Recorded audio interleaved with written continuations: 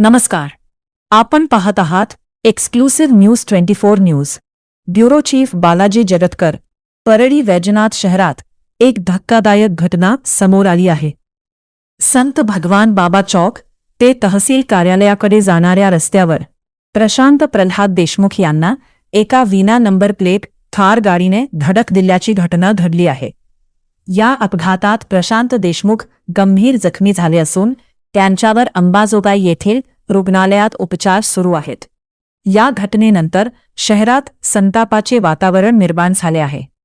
देशमुख कुटुंबियांनी हा केवळ अपघात नसून जाणीवपूर्वक केलेला जीवघेणा हल्ला असल्याचा आरोप केला आहे.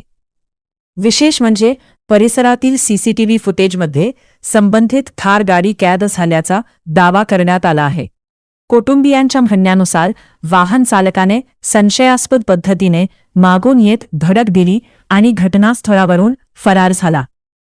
त्यामुळे या प्रकरणाची सखोल चौकशी करून आरोपीवर खुनाच्या प्रयत्नाचा गुन्हा दाखल करण्याची मागणी जोर धरत आहे. दरम्यान या घटनेप्रकरणी पोलिसांकडे तक्रार दाखल करण्याची प्रक्रिया सुरू असून आरोपीचा शोध घेण्यासाठी पोलीस यंत्रणा कामाला लागली आहे. परळीत वाढत असलेल्या विना नंबर प्लेट थार गाड्यांच्या सुसाट वेगावर आणि कायदा सुव्यवस्थेच्या प्रश्नावर पुन्हा एकदा चर्चा सुरू झाली आहे.